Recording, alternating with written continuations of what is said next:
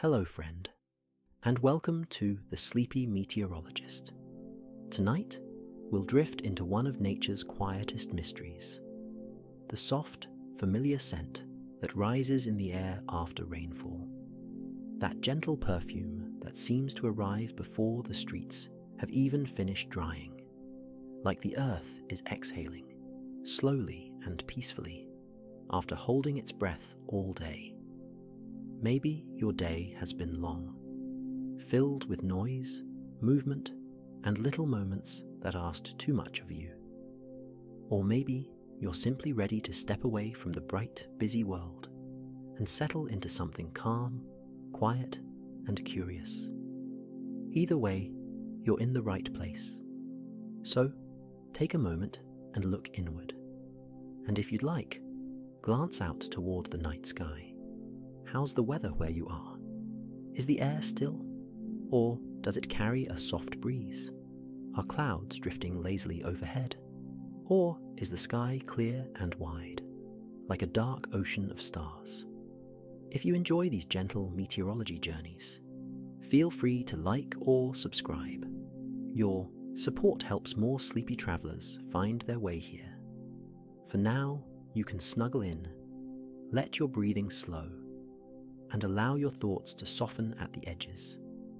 There's nowhere you need to go, nothing you need to solve, just rest and listen. Let's begin. Shaped by invisible currents of air, each one carried downward by gravity with quiet certainty. And as those droplets drift through the sky, they do something gentle and important. They gather what the atmosphere has been holding: tiny particles, dust, pollen, soot from distant chimneys, salt from the ocean, and faint traces of smoke that may have traveled hundreds of miles without you ever noticing. The air, even on the clearest day, is never completely empty. It is always filled with little floating travelers, microscopic fragments of the world. Raindrops form high above, often around these particles. In fact, many raindrops begin their lives because something small gave water vapor a surface to cling to. Speck of dust becomes a seed, and moisture gathers around it, layer by layer, until the droplet is heavy enough to fall. And so, rain is not only water, rain is also a quiet collector. As it falls, it sweeps the air in a process meteorologists call wet deposition. But tonight, we don't need the formal name. We can simply imagine the rain as a soft broom moving through the sky, clearing the atmosphere one drop at a time. It's a gentle kind of cleaning, not harsh, not sudden, just steady. A slow rinsing of the invisible. Sometimes you can even feel the difference afterward. The air feels lighter, clearer, and somehow more spacious, as if the sky itself has opened its windows. Streetlights seem sharper. Distant buildings look more defined. Even the horizon can appear closer, no longer blurred by haze. This is because many of the particles that scatter light, those tiny bits of dust and pollution, have been pulled downward and carried away. The rain has removed them, folding them into the wet pavement, the soil, the leaves, and the gutters. And when the rain finally slows, when it becomes a drizzle, or fades into a few last scattered drops, the atmosphere seems to relax. The world grows quieter, not only because the rain's sound is fading, but because the air itself feels softened, thick with calm. Humidity lingers after rainfall, wrapping the landscape in a gentle dampness, and humid air carries sound differently. It can make distant noises feel muted, as if the world is wrapped in a blanket. And there is another reason the world feels quieter after rain. Rain changes the way we move through the environment. People step more slowly. There is a smell that arrives after rain, one that feels older than language. It drifts through the air gently, not demanding attention, not rushing into the senses, but slowly making itself known, like a quiet visitor stepping into the room.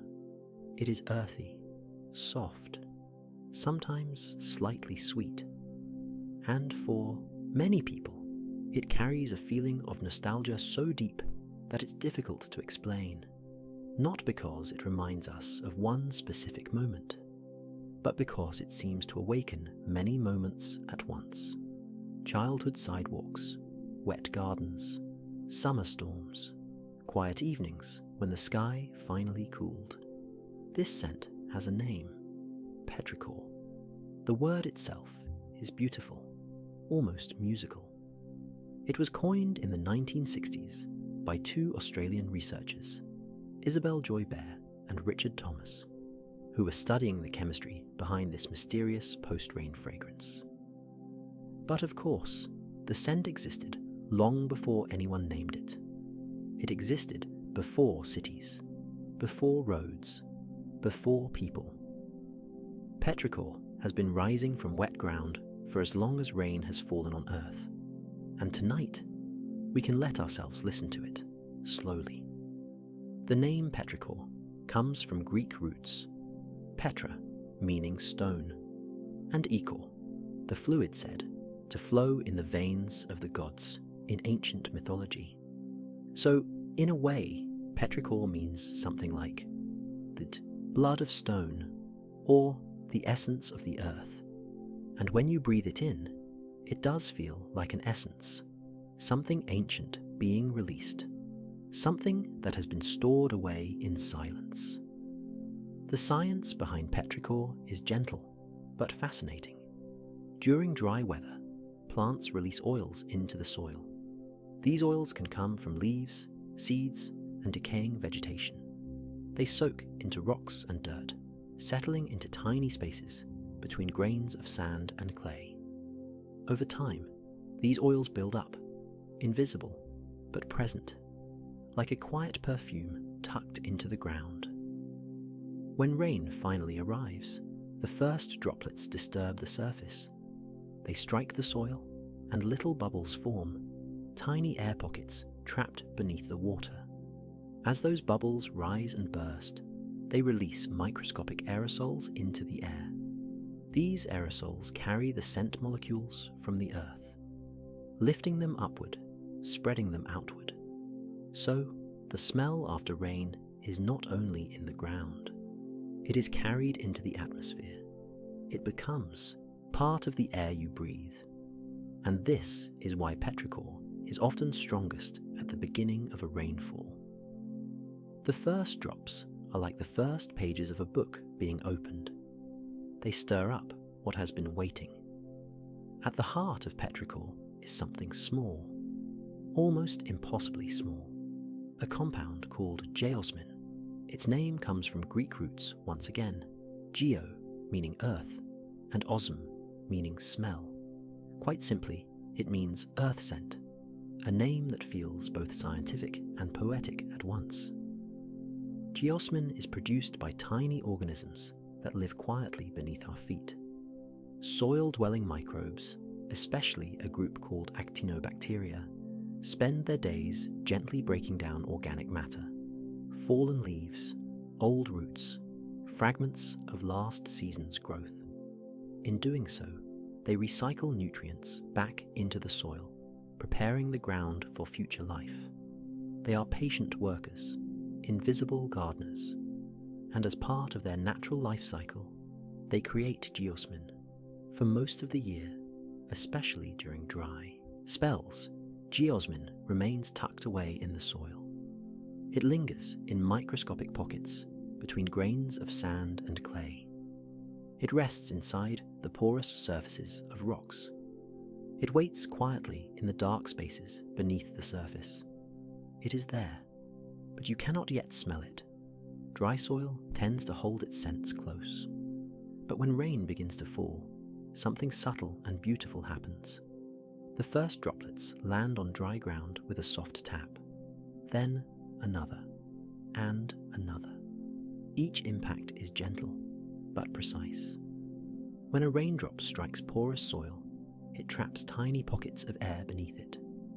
Little bubbles form within the thin layer of water, spreading across the surface.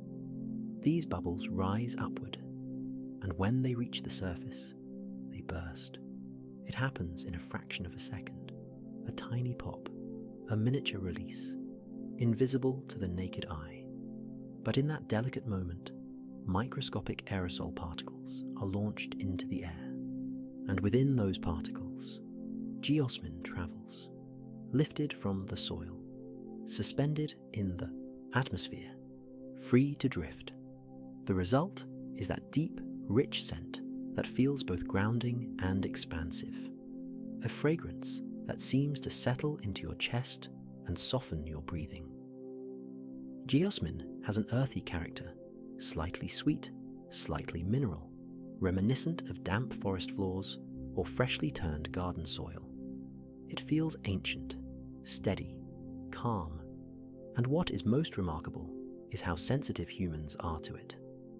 Our noses can detect geosmin in extraordinarily small concentrations, just a few parts per trillion. It is one of the most easily recognized natural compounds in the world of scent. Why? Scientists aren't entirely certain, but some believe that early humans may have relied on this ability. Raindrops do not simply fall, they arrive. They descend through layers of air shaped by temperature and wind, gathering speed but rarely feeling hurried. Each drop is rounded by surface tension, held together in a delicate balance between gravity and cohesion. And when that drop meets the earth, it does something surprisingly graceful. It dances. On dry soil especially, the first moments of rainfall are a quiet choreography of physics and fragrance. The ground, having spent days or weeks warming in the sun, is often porous and lightly compacted. Its surface is textured, tiny ridges, grains, and cracks invisible from afar. When a raindrop touches down, it flattens slightly on impact. For a split second, it spreads outward like a miniature umbrella opening. Then it rebounds, collapsing inward and outward at the same time. In this soft collision, tiny air pockets are trapped beneath the droplet. The water presses into the soil's uneven surface, and air becomes enclosed in microscopic bubbles. These bubbles rise through the thin film of water now coating the ground, and as they reach the surface, they burst. Each burst releases an invisible spray, microscopic droplets propelled gently upward. Within those droplets are scent molecules, plant oils, geosmin, and other organic compounds that have been resting quietly in the dry earth. It is not chaotic. It is rhythmic, a quiet ballet repeating thousands of times across a field, a garden, a forest floor. Millions of tiny impacts, millions of delicate releases. Science has captured this process using high-speed cameras. But even without cameras, you can sense it. The smell after rain is strongest when droplets first meet dry ground. That is when the dance is most active. That is when the air fills with fragrance. As rainfall continues, the soil becomes saturated. The surface grows smoother. Fewer air pockets remain to be trapped. And so, the intensity of the scent gradually softens. The most aromatic moment is often at the beginning, the overture. There is something deeply peaceful about this exchange between sky and soil. The rain does not force its way in. It taps gently, again and again, until the ground responds. And the ground, in turn, releases its story upward. A conversation in droplets, a whisper, carried on mist. Sometimes, after a storm has passed, the air feels different. Not just damp, not just fresh, but sharper, cleaner, almost bright. It's the kind of scent that seems to cool the inside of your nose. A scent that feels crisp, like metal left out in the night air, or like cold wind brushing across stone. This is not only petrichor, this is ozone. Ozone is a molecule made of 3 oxygen atoms, O3. It's related to the oxygen we breathe every day, but it behaves differently. It has its own personality, its own presence in the atmosphere, and when it appears close to the ground after a storm, it can leave behind that unmistakable, clean scent. The story begins with lightning. Lightning is one of nature's most dramatic displays, but tonight we don't need to think of it as frightening. We can imagine it simply as a powerful release of energy, a sudden balancing of charge between cloud and earth. Storm clouds often build up electrical separation as ice, crystals, and water droplets collide inside them. Over time, parts of the cloud become negatively charged, while others become positively charged. The atmosphere begins to feel like it's holding tension, like a string pulled tight. And then, finally, lightning happens. A flash. A brilliant moment of electricity carving a pathway through the air. And with that energy comes heat. An enormous burst of heat for a very brief instant. The air along the lightning's path becomes hotter than the surface of the sun for a split second. That heat is not something we feel from far away. It's too quick, too distant, but it changes the chemistry of the air. Lightning's energy can split oxygen molecules apart. Normally, oxygen in the atmosphere exists as O2, 2 oxygen atoms paired together. It's stable, calm, reliable. But lightning is not calm. Lightning is a sudden surge of force, strong enough to break those oxygen bonds. When oxygen molecules split, free oxygen atoms drift for a moment, unstable and eager to connect again. And in the chaos of that charged air, some of them bind with other oxygen molecules. O2 plus O becomes O3. Ozone is born. And as storm winds stir the atmosphere, ozone can mix downward, closer to where we breathe. It lingers briefly in the air after lightning, subtle but noticeable. It adds a sharpness to the storm's afterscent, a cool metallic tone like clean rainwater on pavement. A brightness that contrasts with the warm earthiness of petrichor, and together these scents create something layered. The smell after rain is not always the same. Sometimes it is faint, barely there, like a memory you almost catch but cannot hold. And sometimes it is rich and unmistakable, filling the air so completely that it feels like the whole world has changed its scent in an instant. One of the biggest reasons for this difference is simple: dry weather.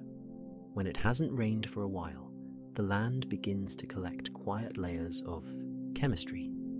Day by day, under sun and wind, the ground becomes a kind of storage space, a slow archive of scent. Plants release oils into the soil, leaves warm and breathe out subtle compounds. Dust settles, pollen drifts down. Microbes continue their underground work, producing geosmin in small, steady amounts. And without rain to wash it away, these compounds remain. They build up, not in a dramatic way, just gradually, patiently, like perfume soaking into fabric. Dry spells allow the surface of the earth to hold on to its aromatic ingredients. The soil becomes dusty. The pores between grains remain filled with air. The plant oils cling to rocks and dirt. The scent molecules rest quietly, undisturbed. The atmosphere above also gathers its own layer of particles, dust, pollution, smoke, tiny fragments of life floating unseen.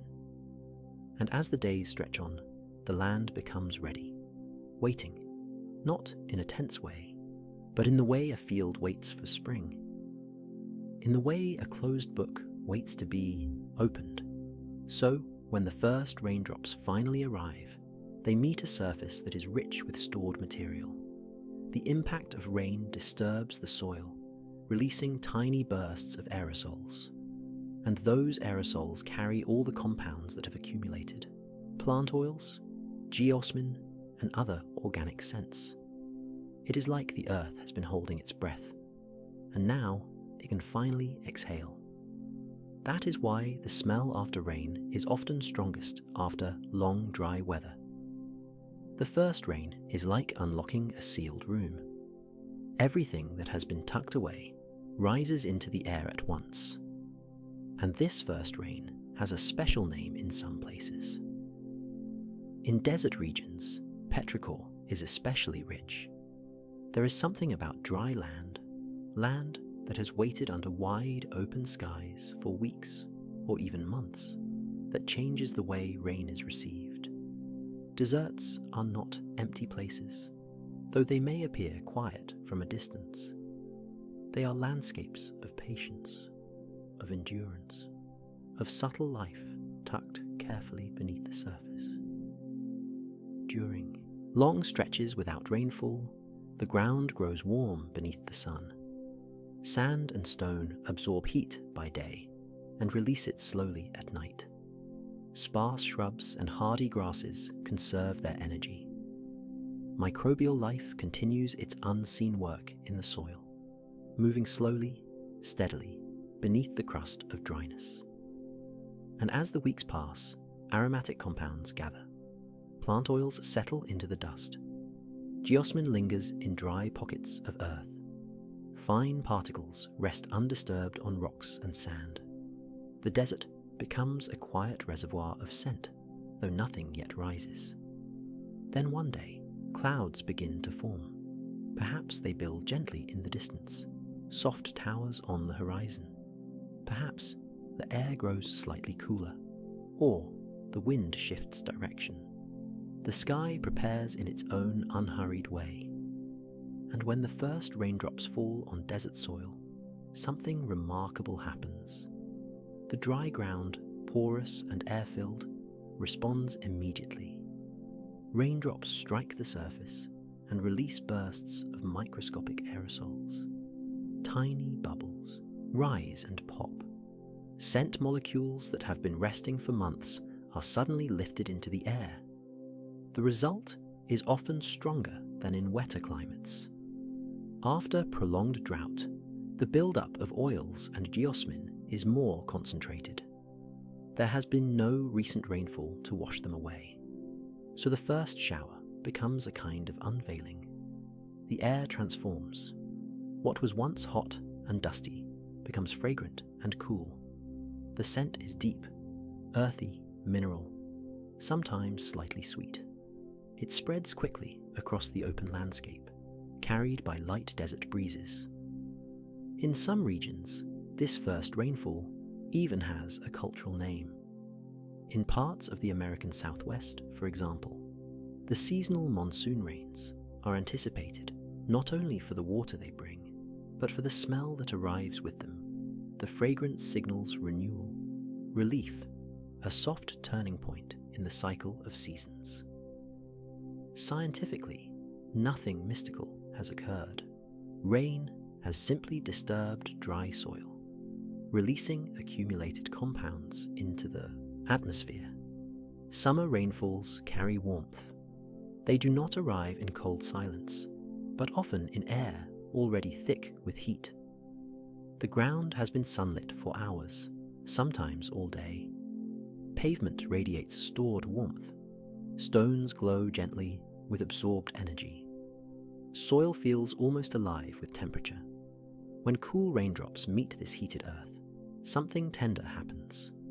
Steam rises, not always visibly, but subtly.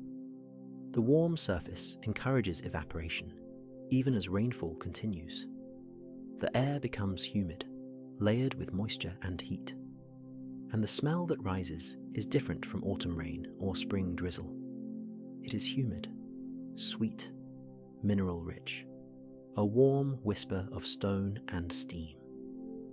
In summer, the chemistry of petrichor blends with the season's own atmosphere. plants are in full growth.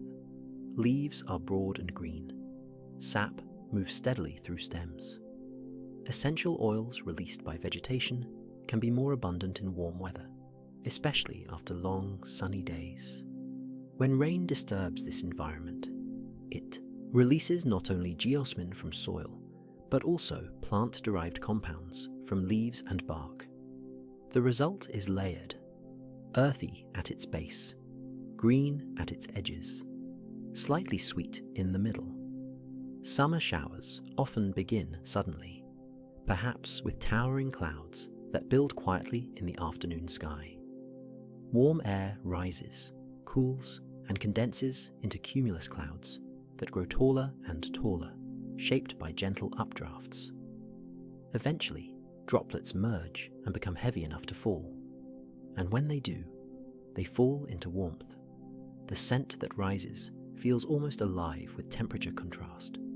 Cool water striking sun-heated ground, moisture meeting warmth, the air becoming dense and fragrant. In cities, this effect can be especially noticeable. Rain on hot pavement releases a distinctive mineral aroma, part dust, part stone, part oil, from roads warmed by the sun. It mingles with petrichor to create something uniquely summery. In forests, the smell can be lush and green. Wet leaves release subtle organic notes. Tree bark darkens. The forest floor exhales. Humidity increases quickly during summer rain. Warm air can hold more moisture than cool air, which means the scent molecules released into the atmosphere may linger more heavily. They don't disperse as quickly. They wrap around you, gentle but full. The world feels close. The air feels thick, but not heavy in an uncomfortable way, just rich. As rain continues, the temperature may drop slightly. The storm passes. Sunlight sometimes returns quickly, shining through lingering droplets on leaves. And then something magical can happen. Warm ground, recent rainfall, and returning sunlight can produce a final lift of scent, like the last note of a song. The air shimmers faintly with moisture. As rain falls, something more than chemistry begins to unfold. The air fills with scent, yes, but it also fills with sound.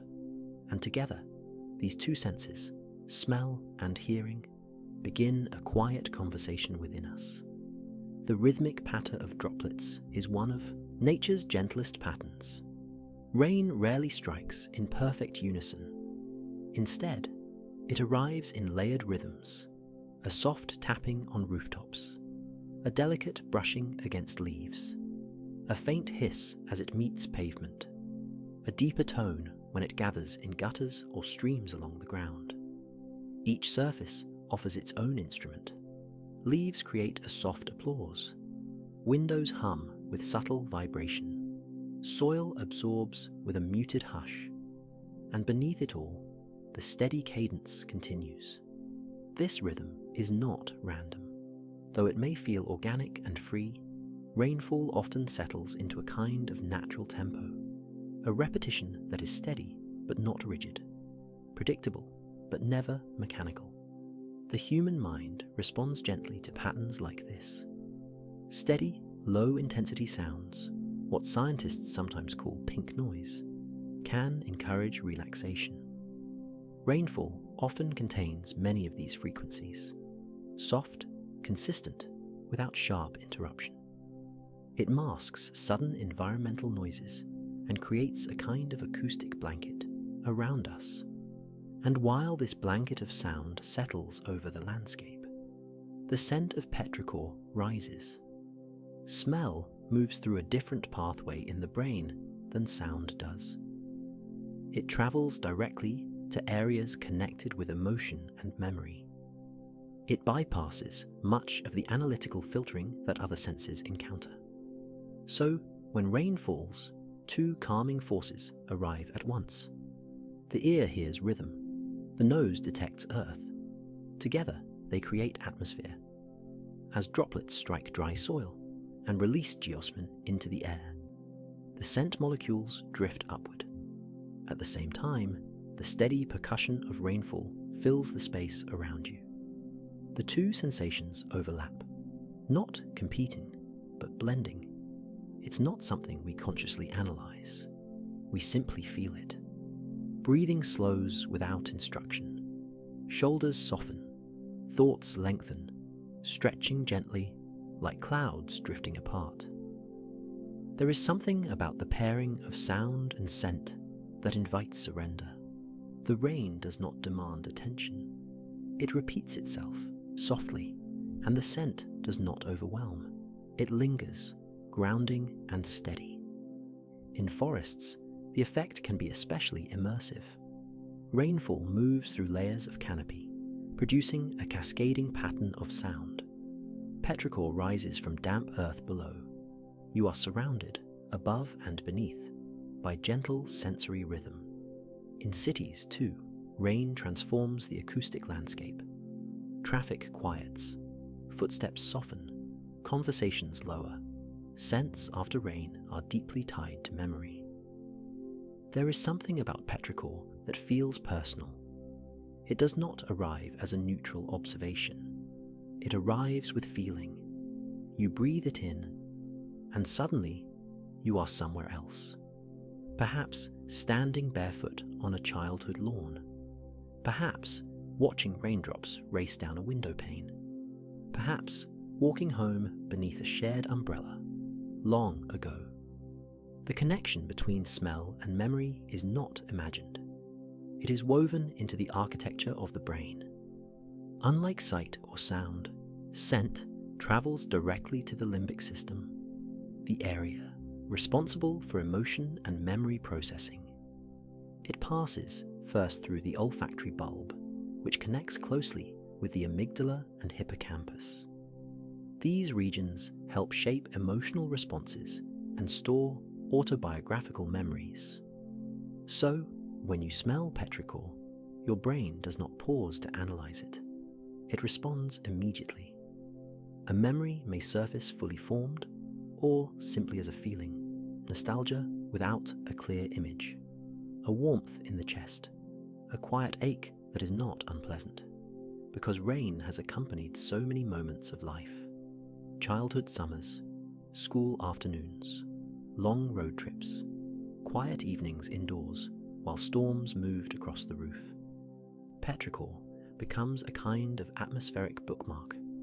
It marks time without words, and even if you cannot name the specific memory it calls forward, you may still feel its weight. It's not just weather, it's emotion suspended in mist. The scent of wet soil may remind one person of planting seeds with a grandparent. Another may think of running through warm rain. Another may recall a first apartment, windows open to a passing storm.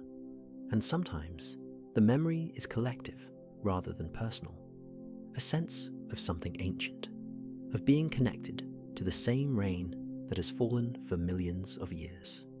Because rain has always been here, before cities, before language, before stories were written down, and humans have always experienced it. The smell after rain may be one of the oldest shared sensory experiences in our species. It is possible that early humans smelled petrichor long before they understood its chemistry, long before the word existed. So, when the scent rises today, it may stir something deeper than memory, something closer to instinct, a recognition. Water has touched the earth. Life continues. When rain falls in a forest, the scent changes. It becomes deeper, greener, more layered, as if the air itself has gained texture. A forest is not just a collection of trees. It is an entire living system, filled with quiet surfaces that hold moisture and release fragrance in their own gentle ways. As the first drops arrive, they land softly on leaves. Some leaves catch the water and hold it, forming tiny beads that shimmer in dim light. Other drops slide down veins and drip from branch to branch, falling slowly through layers of canopy. Rain in a forest rarely strikes the ground directly at first. It travels. It moves through foliage like a slow waterfall, splitting into smaller droplets as it falls. This softens the sound, and also changes the way scent is released. The air fills with the aroma of wet leaves. Leaves contain oils and organic compounds that are warmed by sunlight during the day. When rain touches them, those compounds dissolve and drift into the surrounding air. The scent can feel fresh, almost herbal, like crushed greenery, but gentler. Then there is moss. Moss holds water like velvet. It absorbs rainfall slowly, soaking it in rather than letting it run off. When moss becomes wet, it releases a fragrance that is soft and cool, almost like the scent of shaded stone. And beneath the moss lies the forest floor, dark soil rich with decaying leaves, fungi, and the quiet recycling of life. This soil is alive with microbial activity. Actinobacteria produce geosmin here too, and when rainfall disturbs the surface, that earthy scent rises into the air. But forest petrichor feels different from open field petrichor. It is more complex, because the forest contains layers of scent sources: bark, pine needles, damp wood, leaf litter, mushrooms, and hidden roots. Even city rain has a fragrance. At first, you might not expect it. Cities can seem too mechanical, too paved over, too distant from the soil's natural perfume. But rain has a way of revealing what is hidden, pulling scent out of stone and metal the same way it pulls scent from earth. When rain begins to fall in an urban landscape, it strikes concrete, pavement, rooftops, and glass. Each surface responds differently. Concrete absorbs moisture slowly, releasing a faint mineral scent. Pavement, especially asphalt, contains oils and compounds that warm under the sun. When rain hits it, those compounds rise into the air, creating a smell that is familiar to anyone who has walked through a city after a summer shower. It is earthy in its own way, but not the same earth as soil. It is the scent of stone dust and heat, the scent of roads that have been warmed all day, the scent of motion. In a city, rain also stirs the invisible layer of life that collects on surfaces: fine dust, exhaust particles, pollen carried in from parks, microscopic fragments of leaves, and traces of distant smoke. Rain gathers these things, pulls them downward, and washes them into gutters. And as it does, it changes the air. The sky becomes clearer. Streetlights glow more brightly against wet sidewalks. The soundscape shifts too. Traffic becomes softer, footsteps quieter. Rain creates a kind of hush, as if the city has lowered its voice. And with that hush comes scent. Sometimes the smell of rain in a city is slightly metallic. This can come from wet metal surfaces, railings, pipes, street signs. Sometimes it carries the faint scent of rust or wet steel, especially in older neighborhoods. Sometimes it smells like brick. Sometimes it smells like subway air briefly released into the open. And sometimes, if there are trees nearby, you'll catch a thread of true petrichor mixed in. Soil scent rising from small patches of ground between sidewalks or from parks and planters. Urban rain is layered, just like forest rain, but its layers are different: stone, metal, concrete, pavement. There is a particular moment in summer when the sky darkens slightly, even though the day has been bright and hot for hours. The pavement below has been quietly absorbing sunlight all afternoon. Asphalt, concrete, brick, they hold warmth like memory. If you were to hover your hand just above the surface, you would feel the heat radiating upward in invisible waves. And then the first drop falls. It lands on sun-baked street with a soft hiss. Almost instantly, steam begins to rise, not in thick clouds, but in delicate, wavering threads. The temperature difference between hot pavement and cool rainwater creates a brief exchange of energy. Heat transfers into the droplet, and some of the water evaporates right away. In that evaporation, scent is carried upward. Rain on hot pavement produces a fragrance that feels sharper than forest petrichor. It carries a mineral edge, sometimes described as slightly spicy, sometimes metallic, sometimes almost smoky. This scent is partly geosmin and plant oils lifted from nearby dust, but it is also the aroma of heated stone and asphalt itself. Asphalt is made from aggregates, small stones and sand, bound together by bitumen, a thick petroleum-based substance.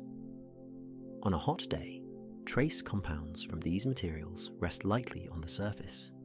When rain strikes, it disturbs and briefly releases them into the air. Concrete, too, contributes its own mineral signature. Made from cement, sand, gravel, and water, it has a porous structure that can trap dust and organic particles. The sudden cooling and wetting of its surface releases those particles in a fleeting burst. The result is that distinctive scent, sharp, mineral-rich, almost electric in its presence. It rises quickly, and just as quickly it fades, because once the pavement cools, once the surface temperature drops, the dramatic evaporation slows. The air no longer carries the same intensity. The steam softens. The sharpness dissolves into a gentler dampness.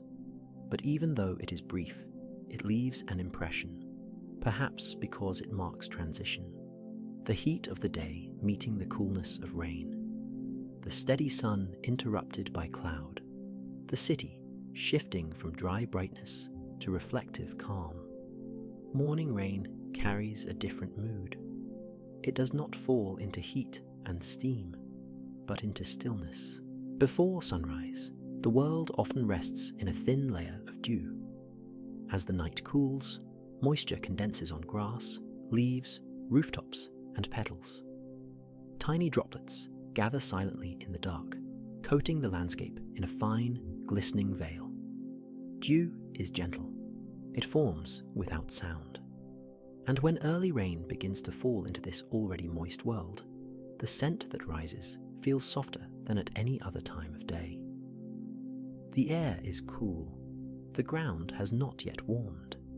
The atmosphere is often calm, with little wind to scatter fragrance quickly. This allows scent to linger close to the earth. Rain mingles with dew. Water meets water. And the result is a fragrance that feels clean and restrained, fresh but not sharp. Morning petrichor is often delicate. The soil may not be as dry as it is in summer afternoons, so the release of geosmin is gentler. Instead of a dramatic burst, there is a gradual unfolding. Soft notes of moisture rise first, then faint earthiness, then a subtle greenness from leaves slowly waking to light. Plants behave differently in the early hours. Many release certain organic compounds during cooler temperatures, especially as they transition from night respiration to daytime photosynthesis. When rain disturbs these surfaces, the resulting aroma can feel light and airy, almost translucent. There is also something psychological about morning rain. The world has not yet filled with daytime noise. Traffic is sparse. Conversations are few. Birds may be just beginning their tentative songs between droplets. Sound is hushed, and in that hush, scent becomes more noticeable. You might step outside and inhale deeply without even realizing you are doing it. The air feels pure, untouched, as if it has been reset overnight. Morning rain often carries a faint sweetness, not sugary, but soft, the sweetness of wet grass. When rain falls on flowers, something delicate begins to unfold. Petals, which may have been warmed by sunlight or cooled by night air, receive each droplet like a soft touch. Water beads along their curved surfaces, gathering at the edges before slipping gently downward. Some flowers cup the rain, others allow it to roll away in quiet arcs. And as this happens, faint perfumes begin to rise. Flowers produce aromatic compounds for many reasons. Some are meant to attract pollinators, bees, butterflies, moths drifting through twilight. Others serve protective roles, helping the plant respond to stress or temperature changes. These fragrances are often subtle, especially when carried lightly on the breeze. But when rain arrives, it changes the way those scents move. Raindrops disturb the surface of petals, dissolving and lifting tiny amounts of essential oils. Just as rain releases geosmin from soil, it can also release floral compounds from delicate blooms. The droplets strike, spread, and gather scent molecules into the surrounding air. Humidity plays a role as well. Moist air allows fragrance to linger. In dry conditions, scent molecules disperse quickly, carried away and diluted. But after rainfall, the atmosphere is thick with moisture. Aromas hang close, suspended gently, drifting more slowly. The result is something layered and ethereal. Petrichor rises from the ground, earthy, grounding, ancient. And above it, almost like a higher note in a chord, floats the faint sweetness of petals. It may be barely perceptible, a whisper of rose, a hint of jasmine, the soft green perfume of crushed stems or rain-damp lilies. Even wildflowers, which often carry subtle fragrances, can contribute to the blend when rain awakens their oils. In gardens, this effect can feel especially vivid. You step outside after a gentle shower, and the air feels alive. Not sharp, not overwhelming, just quietly fragrant. Petals glisten, leaves drip, the ground exhales. The scent after rain is not a single note. It is not only geosmin, though geosmin may sit at its center. It is not only plant oil, nor only ozone, nor only damp stone. It is something far more layered. It is a symphony. Beneath the soil, millions of microorganisms live unseen. Bacteria, fungi, actinobacteria, all participating in the slow transformation of organic matter. Leaves fall, roots decay, tiny life forms break them down, recycling nutrients back into the earth. In doing so, they produce compounds. Some of these compounds remain hidden until rain arrives. Geosmin is one of the most recognizable. Produced by actinobacteria, it carries that unmistakable earthy tone. But there are many other organic molecules present in soil, each contributing faintly to the overall fragrance. When raindrops disturb dry ground, microscopic aerosols are released. Each aerosol droplet may contain a slightly different combination of compounds. Some heavier, some lighter, some sharper, some sweeter. They rise together. At the same time, plants contribute their own notes. Oils released during dry weather are dissolved and lifted by rainfall. Leaves and bark release volatile organic compounds. Flowers add faint perfume. Moss and damp wood offer soft green undertones. Above all this, the atmosphere may hold a trace of ozone, formed by lightning or stirred downward from higher layers of air. Ozone brings a crisp, almost metallic brightness to the mix. So when you breathe in after rain, you are not inhaling one scent. You are inhaling harmony. Each element enters at a different intensity. Geosmin provides depth, low and grounding, like the bass of an orchestra. Plant oils offer mid-tones, earthy, green, sometimes slightly sweet. Floral notes add higher accents, light and fleeting. Ozone, when present, becomes a bright, cool overtone. Even whetstone and pavement contribute their mineral resonance. And like any symphony, the composition shifts with time. The first drops release the strongest bursts. Later, as soil becomes saturated, the scent softens. As wind moves through the area, certain notes fade faster than others. Temperature and humidity shape how long molecules linger in the air. No two rainfalls create exactly the same fragrance. Even the same place will smell different depending on season, dryness, plant life, and storm intensity. Each raindrop acts like a tiny courier. It begins its journey far above us, where the air is cooler and thinner, where clouds drift slowly across the sky like pale islands. A raindrop is not born all at once. It forms gradually as water vapor condenses around microscopic particles: dust, salt, pollen, smoke. These tiny particles, floating invisibly in the atmosphere, give moisture something to cling to. And over time, droplets grow heavier. They gather more water, merging and swelling, until gravity gently calls them downward. Then the drop begins to fall, quietly, and as it falls, it passes through layers of air with different temperatures and different textures. Some layers are dry, some are humid, some are stirred by wind, others calm and still. The raindrop becomes a traveler through invisible landscapes. In a way, it is already collecting a story, and when it finally reaches the earth, its work is not finished. Because a raindrop does not simply land and disappear. It arrives with purpose. When a drop meets the ground, especially dry ground, it creates a tiny impact, like a soft drumbeat against soil or stone. That impact disturbs the surface, shaking loose the quiet ingredients that have been resting there. Dust particles lift, plant oils dissolve, microbial compounds are released. The raindrop becomes a messenger between earth and air. Scientists have observed that when a raindrop strikes porous ground, it traps air bubbles beneath it.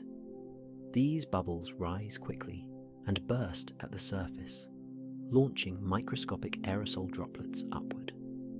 Within those droplets are the scent molecules we associate with rainfall, geosmin, plant oils, and other earthy compounds. So, the raindrop's landing is not the end of its journey. It is the moment the message is delivered.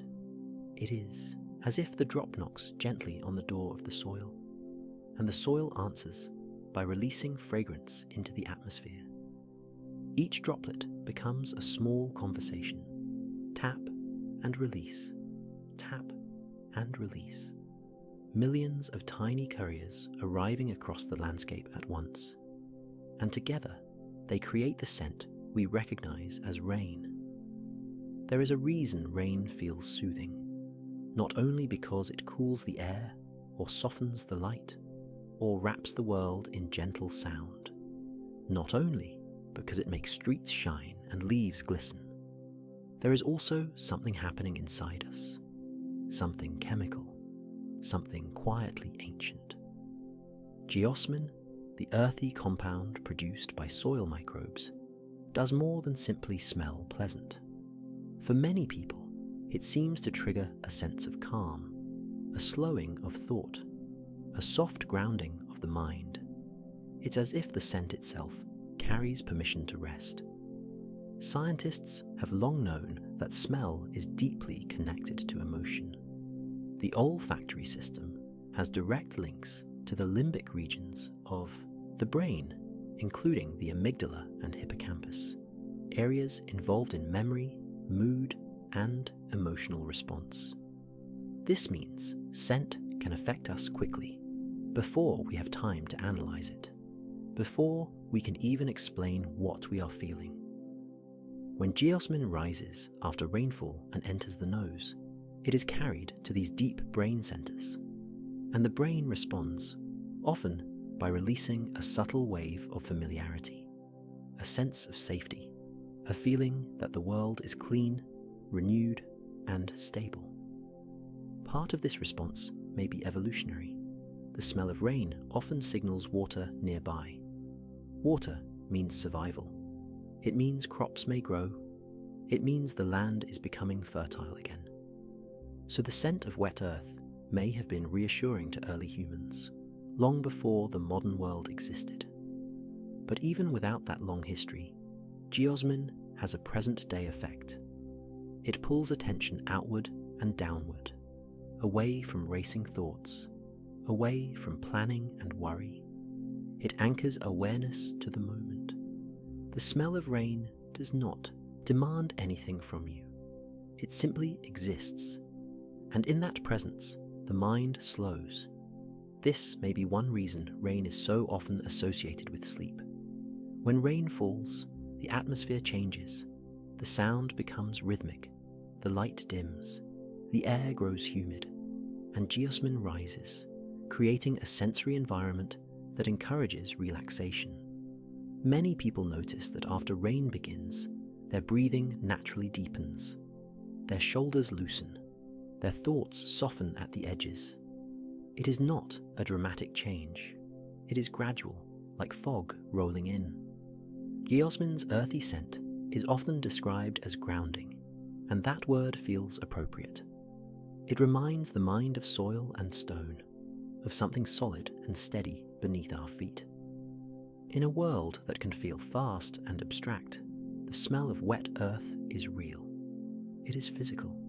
It is simple, demands attention, but subtly, gradually, like a room adjusting its lighting before evening settles in. Barometric pressure begins to fall as a storm system approaches. Pressure is simply the weight of the air above us, and when it decreases, the atmosphere feels different, lighter in a way that is hard to describe but easy to sense. Humidity often rises too. Warm air lifts, cools, and gathers moisture into thickening clouds. The air becomes softer against the skin. It may feel heavier, but not unpleasantly so, just fuller, as if it is holding something in reserve. Even before rain begins, scent can shift. Increased humidity allows existing odors to linger closer to the ground. Dry dust that once floated freely begins to settle. Ozone from distant lightning may drift ahead of the storm, bringing a faint sharpness to the air. The atmosphere starts layering itself. A hint of metal, a trace of moisture, a whisper of soil waiting. Then the storm arrives. Rain begins to fall, and with it comes petrichor, the earthy perfume released as droplets strike dry ground. The scent blooms quickly at first, strong and recognizable. Geosmin rises. Plant oils dissolve and lift. If lightning is present, ozone may weave through the fragrance, adding a cool, electric brightness. Wind moves the layers around, blending them. Temperature drops slightly as rain cools the surface below. The air becomes more saturated with moisture, allowing scent molecules to hover and mingle. During the storm, the fragrance can feel complex. Earth below, ozone above, wet leaves, damp stone, moving air in between. And then, slowly, the storm passes. Rain lightens to a drizzle. Clouds thin, wind softens, and the scent shifts again. The strongest burst of petrichor fades as soil becomes saturated. Fewer air pockets remain to release aerosols. The dramatic beginning gives way to something gentler, steady dampness rather than sharp release. After the storm, the air often smells clean. Particles have been washed from the sky. Dust has settled. Surfaces are cooled. The world feels rinsed. Humidity may linger for a while, holding on to the scent of wet ground and leaves. But gradually, as air dries and warmth returns, the layers thin out. Storm fragrance exists in phases, before anticipation, humid air, subtle ozone, a quiet shift in pressure. During impact, earthy release, layered complexity, active blending, that very first drop that hits the ground. It may seem small, insignificant, easy to miss, but in that single impact, something powerful begins. When rain has not fallen for days, weeks, or even months, the surface of the earth becomes a quiet archive of scent. Plant oils settle into dust. Geosmin accumulates in soil pores. Microscopic particles rest undisturbed. The ground waits. Not consciously, not dramatically, just patiently. Then, a cloud finally releases its first drop. The droplet falls alone at first, perhaps tapping softly against pavement or soil. It strikes with a gentle force, spreading outward in a thin splash. In that instant, air is trapped beneath it. Tiny bubbles form and rise through the spreading film of water. And when those bubbles reach the surface, they burst, launching microscopic aerosols into the air. Within those aerosols are the ingredients of petrichor, geosmin, plant oils, fragments of dry earth, all lifted in a delicate spray. That single drop can begin the chain reaction, because once the first impact releases scent into the air, the atmosphere shifts, the fragrance becomes detectable, the nose notices, the brain responds, and then another drop falls, and another, each one repeating the process. Tap, release, tap, release. The first drop matters because the soil is driest then. Its pores are filled with air. Its stored compounds are most concentrated. The impact is fresh and undampened. As rainfall continues, the ground grows wet. Pores fill with water instead of air. The dramatic aerosol release slows. The scent becomes softer, more diffuse. But that first drop, it carries the most potency. It unlocks the stored perfume of the earth. The human nose is far more powerful than we often realize. Most of the time, we move through the world without paying much attention to scent. We notice strong perfumes, fresh food, smoke in the air. But the subtle fragrances of nature often arrive quietly, slipping into awareness without announcement. And yet, when rain falls, many people notice immediately. Even before the streets are fully wet, even before the storm has settled into its rhythm, the scent rises and something inside us recognizes it. This is because the human nose is remarkably sensitive to geosmin. Geosmin, the earthy compound created by soil-dwelling microbes, can be detected by humans at incredibly small concentrations, just a few parts per trillion. That number is difficult to imagine. It means that in a vast volume of air containing countless molecules of nitrogen, oxygen, water vapor, and carbon dioxide, we can still pick out geosmin.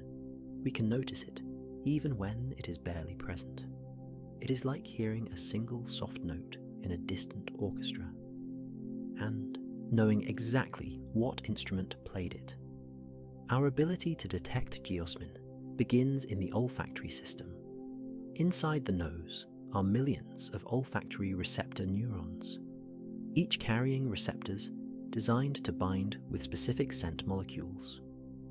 When a molecule like geosmin enters the nasal cavity, it fits into these receptors like a key slipping into a lock.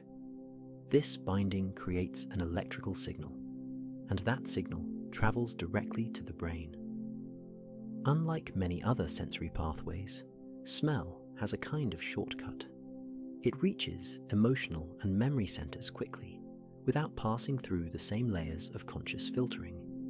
So geosmin doesn't only register as a smell, it registers as an experience, a recognition, a feeling. Scientists believe this sensitivity may have been an evolutionary gift. For early humans, the ability to detect the smell of wet earth could have been deeply useful. Rain often meant water nearby. Water meant rivers flowing, plants growing, animals gathering. In dry climates especially, the scent of rain could have guided people toward survival. A distant storm might be smelled before it was seen. A patch of damp soil might signal underground water. Geosmin could have acted like a quiet compass. Even today, we still carry that ancient sensitivity. Even if we no longer rely on it to find water, the instinct remains. Our noses still react with an almost immediate awareness when the air begins to carry that earthy note. And because geosmin is produced by microbial life, it also signals something else. Many people feel different after rain. The world becomes quieter, softer, slightly dimmer. Colors deepen, the air cools, surfaces shine. The sky looks washed clean, as if the atmosphere has been gently reset. And within that new atmosphere, emotions often shift. Some people feel calm, some feel introspective, some feel a gentle sadness that isn't painful, but tender, like the soft ache of remembering something beautiful. Rain has a way of changing the inner landscape as much as the outer one. Part of this is the sensory environment. Rain brings rhythmic sound. It lowers harsh noise. It wraps the world in steady patterns that soothe the nervous system. It also changes light, turning bright scenes into softer tones. But scent plays a powerful role. The smell of rain, petrichor, geosmin, damp stone, ozone travels quickly into the brain's emotional centers. The olfactory bulb connects closely with the amygdala, which processes emotion, and the hippocampus, which helps store and retrieve memories. So, when you breathe in the scent after rainfall, you are not only smelling the present moment, you are brushing against the past. Scent is one of the strongest triggers of memory.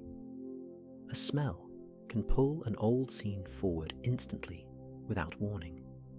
It can bring back a childhood street, a grandparent's garden, a schoolyard after a storm, or the quiet feeling of being safe indoors while rain tapped at the window. Sometimes the memory is clear. Sometimes it is only a mood, a sense of distance, a feeling of being small again, a soft nostalgia that settles like mist. And because rain has been present in so many of our life experiences, the scent of rain often connects to many memories at once. It becomes layered, like the scent itself. Rain may remind someone of long afternoons spent reading, or of running outside barefoot, or of watching storms from a car window, or of the quiet loneliness of rainy days that felt endless. These emotional responses are not unusual. They are part of the way the brain organizes experience. Rain is often associated with pauses, moments when plans change, when people slow down, when the world becomes inward-facing. It can encourage reflection simply because it alters the pace of life. The scent reinforces that. Geosmin, with its grounding earthiness, makes the moment feel rooted. Ozone, with its crisp sharpness, can feel cleansing. Plant oils and wet leaves add softness. Together, they create a fragrance that feels both new and familiar. And in that familiarity, memory awakens. The mind drifts gently backward, not as an escape, but as a quiet reconnection. Rain anchors us in past moments because it resembles so many moments we've lived through before. Have you ever noticed how stone smells after rain? It's a quiet kind of scent, not as obviously earthy as soil, not as sweet as wet flowers, not as sharp as ozone after lightning. And yet, it is unmistakable. When rain touches stone, something ancient seems to rise. The smell can feel mineral, dry at first, then richer as moisture settles in. It reminds us that beneath all soil and vegetation, beneath roots and pavement, the planet itself is built of rock, layered, weathered, and patient. Stone carries scent differently, depending on what it is made of. Granite, for example, is a hard, igneous rock, formed from cooled magma deep within the earth. It contains minerals like quartz and feldspar, often speckled with darker grains. When granite becomes wet, it tends to release a clean, crisp mineral smell, cool and slightly sharp, like the scent of cold water poured over stone. Sandstone is different. Sandstone is formed from compacted sand grains over long periods of time, shaped by pressure and natural cementing materials. It often holds tiny pores between grains, which can trap dust and organic particles.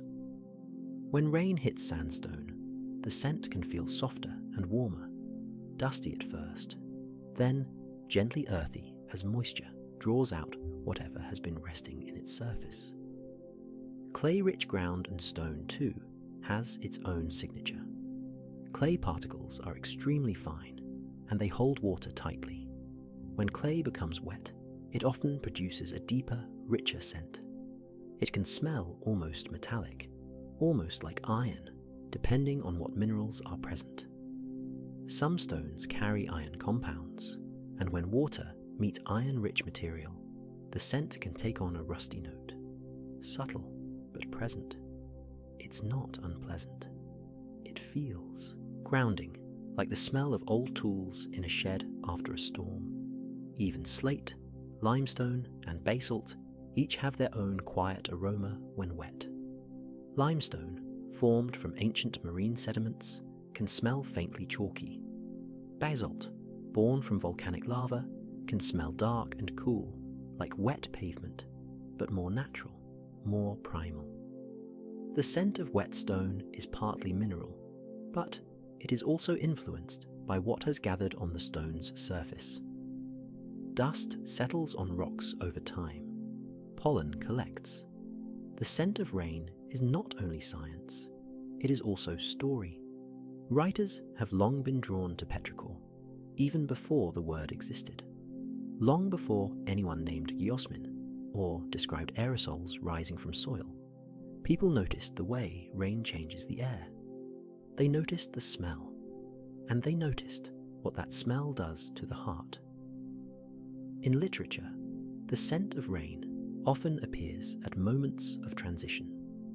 A storm arrives when something must change. Rain falls when a character is waiting, reflecting, grieving, or beginning again. It becomes a quiet signal, not loud, not dramatic, just present, a shift in atmosphere that mirrors the shift inside a person. Because petrichor carries emotion naturally, it is hard to describe without feeling something. The scent itself is tied to memory, and memory is tied to story. So when writers describe rain-scented air, they are often describing more than weather. They are describing mood. A character steps outside after a storm, and the world smells washed clean. This becomes a symbol of renewal. Or rain begins to fall as someone stands alone, and the scent of wet earth becomes a soft companion to solitude.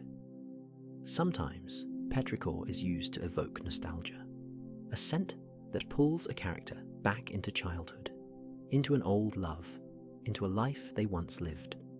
The smell after rain can open doors in the mind that logic cannot unlock, and sometimes it signals reflection. Rain slows the world. It quiets streets. It dims light. It invites inward thought. In stories, this becomes a natural setting for realization, moments when characters pause and finally understand something about themselves. Even poetry often treats petrichor as a character, not a background detail, but a presence. The scent becomes almost human, arriving quietly, lingering briefly, leaving behind an emotional trace. Because petrichor is fleeting, it does not last all day. It rises strongest at the beginning of rain, then fades as the earth becomes saturated. That fleeting nature makes it powerful in writing. It feels like a moment that cannot be held, like a feeling that slips away even as you notice it. And this mirrors so many human experiences. We recognize beauty most strongly when it is temporary. This scent has existed for millennia, long before roads were paved, long before cities rose into the sky, long before anyone gave names to molecules or clouds.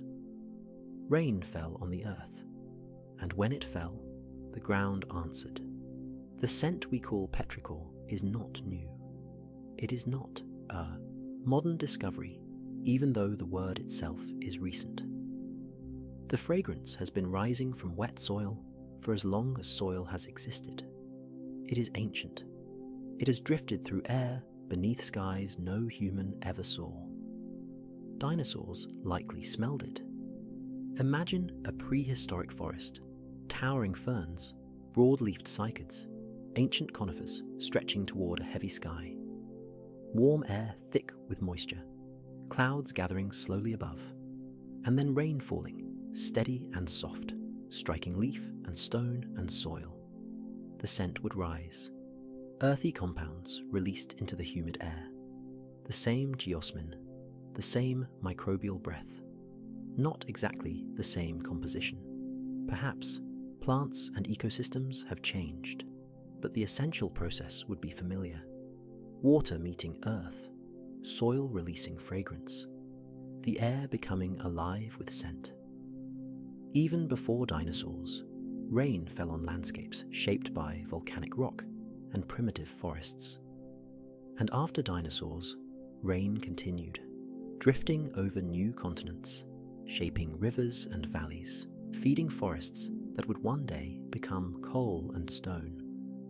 Early humans smelled it too. They lived close to the land, close to soil, close to seasons. Rain would have been more than weather. It would have been survival. It would have been promise. The scent of rain would signal that water had arrived, that rivers might swell, that plants might grow, that animals might gather. So when geosmin rose into the air, it wasn't simply pleasant, it was meaningful, a signal, a reassurance.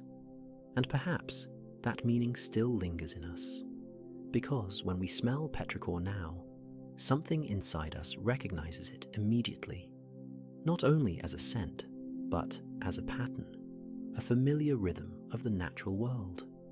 Even if we live surrounded by glass and metal, the scent reaches us and reminds us that we are still part of Earth's cycles. The continuity is almost breathtaking. To think that the same kind of fragrance, soil compounds lifted into air by rain, has been experienced across deep time, across ages of climate change and shifting continents, across eras of extinct animals and vanished forests. In tropical places, rain does not arrive shyly.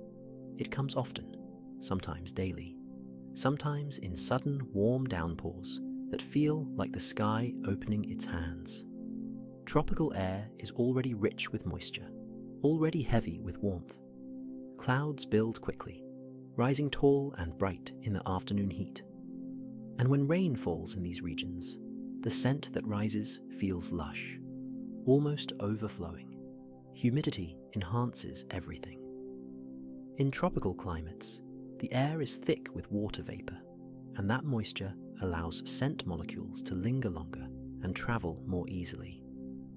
Aromas do not disperse quickly into dry air. They remain suspended, woven into the atmosphere like a soft veil. So, when rain begins, it awakens a whole orchestra of fragrance at once. The soil releases geosmin, of course, but the earth here is often rich with decaying plant matter.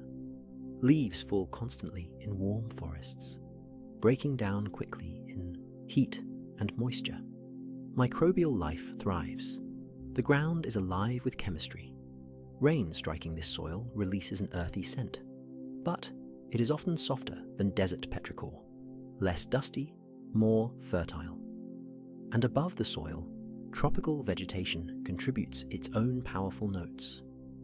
Leaves are broad and waxy, designed to shed water quickly. Rain beads on them in large droplets, then falls in heavy drips. As water moves across these surfaces, it dissolves plant oils and organic compounds, releasing green fragrances into the air. The scent can feel almost bright. Fresh cut leaves, crushed stems, wet bark. And then there are flowers. Tropical blooms can be intensely aromatic. When rain dampens them, their fragrance mixes with humid air and spreads easily. Notes of jasmine, frangipani, orchid, and countless other floral scents mingle into the rainfall. Sometimes fruit trees add sweetness.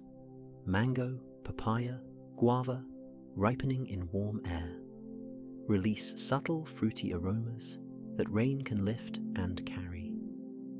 Even the scent of wet coconut husk or damp banana leaves can become part of the atmosphere. Rain in tropical places is not only water, it is a release of life, a stirring of everything growing. Even cold rain has a scent. It may not rise as boldly as summer petrichor, or bloom as richly as tropical rainfall. Cold air holds fragrance differently. It is sharper, cleaner, more restrained, like a whisper instead of a song. When rain falls in colder weather, the atmosphere is often already crisp. The ground may be chilled from night air, shaded forests, or lingering winter. And because colder temperatures slow evaporation, fewer scent molecules rise quickly into the air. Instead, the fragrance arrives gradually, subtle, clean, almost delicate. Cold rain often carries a sharper mineral note, especially when it lands on stone, bare earth, or pavement cooled by wind. It can smell like wet rock, like damp slate, like a quiet metallic freshness. The scent doesn't feel warm and earthy in the same way as summer rain. It feels clearer, more spacious. And sometimes, cold rain carries hints of snowmelt. When winter begins to loosen its grip, melting snow releases water that has been stored for months. Snow holds the memory of the atmosphere it formed in, tiny trapped air pockets, dust particles, and frozen traces of the season. As snow melts, that stored water flows into soil and streams, washing through pine needles, frozen leaves, and dormant ground. The scent that rises can be faintly sweet, faintly mineral, touched with coldness. In mountain regions, snowmelt can carry the aroma of distant ice, fresh and clean, like air that has traveled over glaciers and high peaks. It's not an obvious smell, but it has a feeling, a brightness, a cool clarity that seems to widen the lungs. Cold rain often arrives with winds that feel quieter than summer gusts. The sky is usually pale, clouded in soft layers, rather than towering storm shapes. Stratus clouds stretch across the horizon like blankets, releasing rain steadily and without drama. This kind of rainfall feels patient. It does not crash down, it drifts, and the scent follows that pace. Sometimes there is pine in the air. Evergreen forests, especially in colder climates, release aromatic resins that become noticeable in damp weather.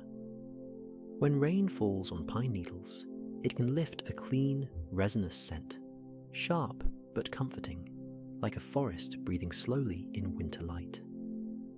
There may also be the smell of wet bark, cold moss, and frozen soil waking gently. And because cold rain often arrives when plant growth is slower, the scent contains fewer floral notes. Instead, it leans toward mineral and evergreen, toward stone and water and air. It is a quieter perfume, but not an empty one. It carries hints of far-off ice, the memory of snow, the scent of trees standing still beneath grey skies. it feels like a landscape resting. At night, rain smells different. The same chemistry is present. Geosmin rising from soil, plant, oils dissolving into droplets, damp stone releasing mineral notes. But the atmosphere at night changes the way those scents behave. Temperatures drop after sunset.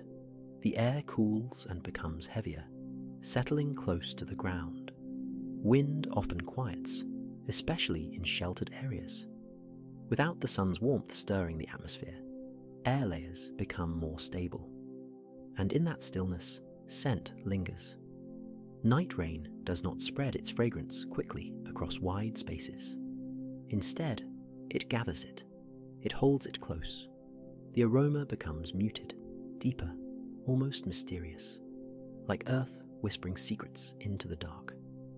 Rain falling at night often feels softer, not because the droplets are smaller, but because the world around them is quieter.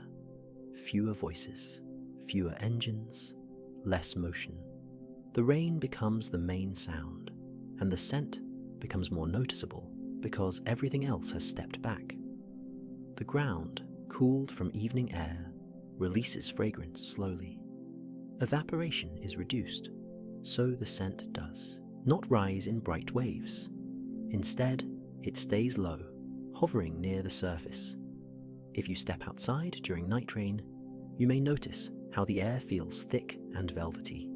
Humidity wraps around your skin. The smell is earthy, but subdued, not dramatic, more like a murmur. Geosmin still rises, carried upward in tiny aerosols when raindrops strike soil. But in cooler temperatures, its presence can feel darker, less sweet, more grounded. It blends with the scent of wet leaves, damp bark, and chilled stone. Streetlights, if they are present, glow softly through rainfall. Pavement shines. Puddles reflect dim gold and silver. The world becomes cinematic in a quiet way, as if the night is being painted slowly with water. And in that dim light, the scent feels like part of the atmosphere itself. Night air holds memory differently, perhaps because we are naturally more introspective after dark. Our minds become slower. Our bodies prepare for rest. The scent of rain arrives at exactly the right time, weaving itself into that natural descent towards sleep. There is also something about night rain that feels private. Daytime rain is witnessed by many. It falls over busy streets, crowded sidewalks, open fields. But night rain feels like it belongs only to the listener. It falls while most people are indoors. It taps softly at windows. It drips from rooftops into quiet gutters. It sinks into soil unseen. And because of that, the smell feels intimate, like the earth is speaking only to the night. The more humid the air, the more scent particles linger. Humidity is one of the quiet architects of atmosphere. We often think of it as something we feel on our skin, warm, damp air that clings gently to the body. But humidity also shapes the invisible world of scent. It determines how long a fragrance stays with us. It decides whether the smell of rain vanishes quickly or drifts through the air for hours, soft and persistent. Humidity is simply the amount of water vapor present in the air. And when the air holds more moisture, it changes the way molecules move. Dry air allows scent molecules to spread quickly, dispersing into the atmosphere and fading as they dilute. But humid air behaves differently. Moist air is heavier. It slows the movement of scent molecules. It allows them to linger closer to the ground. And it provides a kind of invisible suspension system, helping fragrance stay present, almost as if the air itself has become a gentle carrier. When rain falls, humidity rises naturally. Water evaporates from wet surfaces, soil, pavement, leaves, and adds vapor to the atmosphere. Even while rain is still falling, some droplets evaporate before reaching the ground, especially if the air below the clouds is dry. This evaporation cools the air and increases its moisture content. As humidity builds, the scent of rain becomes more noticeable. Geosmin released from soil does not disappear as quickly. Plant oils lifted into the air by raindrops linger longer. Even the mineral scent of whetstone and pavement holds its presence. Humidity acts almost like a soft amplifier, not by making the scent louder, but by letting it stay. This is why rain often smells strongest in the moments just after a shower, when the ground is wet and the air is saturated. The atmosphere becomes thick with moisture, and scent molecules float gently within it. You can imagine them as tiny invisible travelers, drifting slowly rather than racing away. Humidity also affects how our bodies perceive scent. When the nasal passages are moist, smell receptors can work more efficiently. Dry air can dull the sense of smell slightly, but humid air supports it. It allows scent molecules to dissolve more easily in the thin layer of mucus inside the nose, helping them bind to olfactory receptors. So in humid air, we don't just have more scent lingering around us. We are also more able to notice it. This creates a perfect environment for petrichor. In dry regions, dust is always present. Even when the sky looks clear, fine particles drift through the air. Sand, soil fragments, pollen, tiny mineral grains lifted by wind and heat. Dust settles onto surfaces and gathers slowly in corners of the landscape. It coats roads, rocks, plants, and rooftops with a thin, invisible layer. Dry air carries dust easily, and when the wind rises, that dust can become a storm of its own. A dust storm is not always dramatic in appearance. Sometimes it is a faint haze that reduces the sharpness of the horizon. Sometimes it is a thick wall of airborne earth moving across open land. But in every case, it fills the atmosphere with particles. The air becomes crowded with earth, and then, sometimes, rain arrives. This is when something extraordinary happens. When a dust-filled atmosphere meets rainfall, the conditions for petrichor become amplified. The dust provides countless surfaces for water vapor to condense upon, helping droplets form more readily. And when rain finally touches the ground, it meets soil that has been dry and loaded with accumulated oils and microbial compounds. The first drops strike dust-coated earth. Tiny bubbles form, aerosols rise, and the scent released is intense, overwhelming sometimes, a thick wave of petrichor that can spread across the landscape in minutes. In this situation, the smell of rain is not subtle. It is not just a quiet whisper of earth. It becomes a full atmospheric event. Dust itself contributes to the fragrance. Dust carries minerals, organic particles, and traces of plant material. When wet, it releases its own scent, dry and earthy, sometimes slightly metallic. When rain dampens dust, it changes texture and chemistry. It clumps and darkens. It releases aroma in a sudden burst, as if the dust has been awakened. At the same time, the soil releases geosmin and plant oils that have built up during the drought. In dry regions, this buildup can be substantial because there has been no rain to wash the compounds away. So, when the first rainfall comes after a dust storm, the air becomes saturated with scent. Petrichor rises with dramatic strength. The fragrance can feel almost physical. It fills the lungs.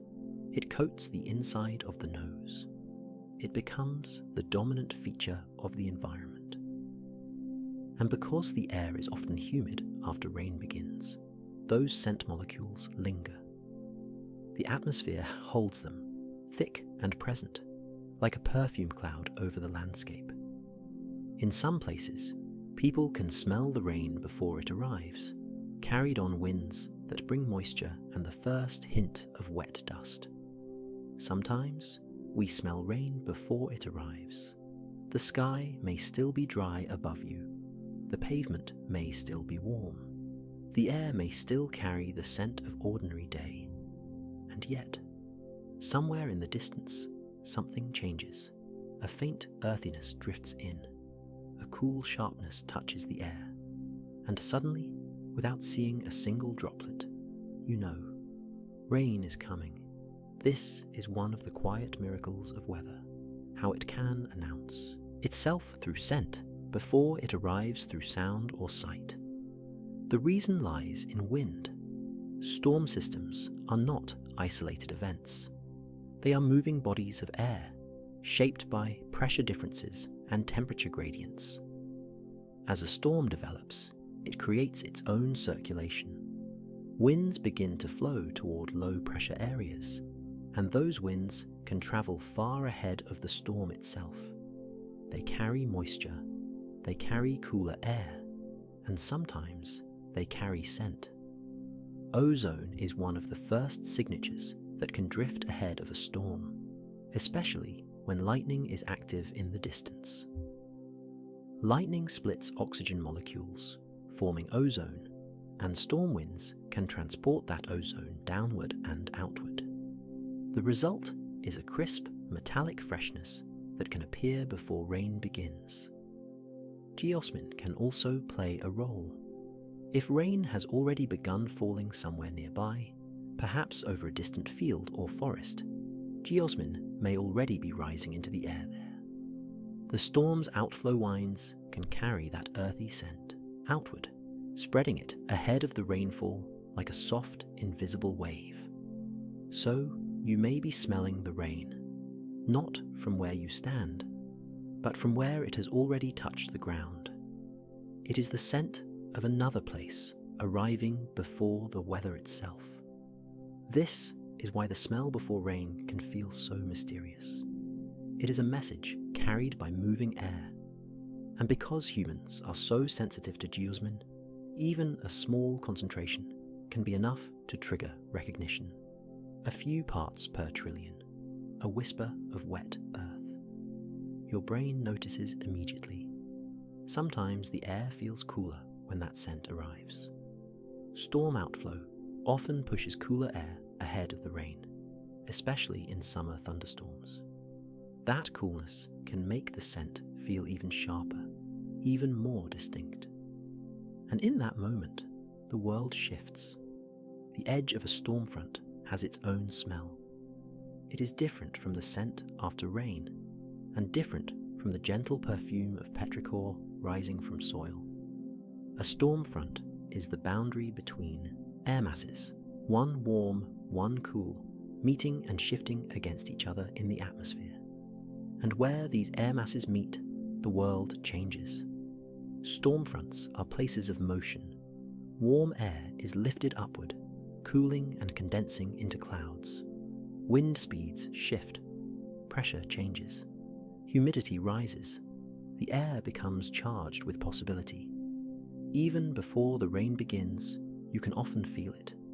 The temperature drops slightly. The breeze becomes steadier. The atmosphere feels heavier, as if it is thickening. And along with these physical sensations comes scent. Storm front air can smell metallic, charged, sometimes almost electrical. This is partly because storm fronts often carry ozone, especially if lightning is present somewhere in the system. Even distant lightning can contribute ozone that drifts ahead of the rain. That ozone has a cool, sharp scent, like clean metal or cold air. Storm fronts can also carry the smell of moisture itself. Not the smell of wet soil yet, but the scent of humid air, fresh, damp and full. Warm air holding water vapor has a distinct softness to it, and as it meets cooler air, condensation begins. Tiny droplets may form invisibly, adding a misty feel to the atmosphere. You can smell the air becoming wetter, and you can smell the dust beginning to settle. As pressure drops, particles in the air shift. Humidity rises and can dampen airborne dust, reducing that dry, sharp smell of hot ground. Instead, the air becomes smoother, less brittle, more muted. Sometimes, if the storm front is moving over vegetation, it can carry the scent of crushed leaves and stirred plant oils. Wind ahead of the storm can shake trees and grasses, releasing green aromas even before rain touches them. So, the storm front smell becomes layered. Metallic ozone, moist air, green plant notes, dust settling into calm, and beneath it all, a faint earthiness that suggests petrichor is waiting just beyond the horizon. The edge of the storm is a transition zone, and its scent reflects that. It is not the scent of rain itself, but the scent of the atmosphere rearranging, the scent of change. This is why storm fronts feel so cinematic. Clouds roll in with depth and texture. The sky darkens in layers. Light becomes dimmer and more dramatic. Wind moves across streets and fields. In arid regions, rain is not an everyday event. It is rare. It is waited for. It is remembered. The desert often spends long stretches under clear skies, with sun that feels endless and air that holds little moisture.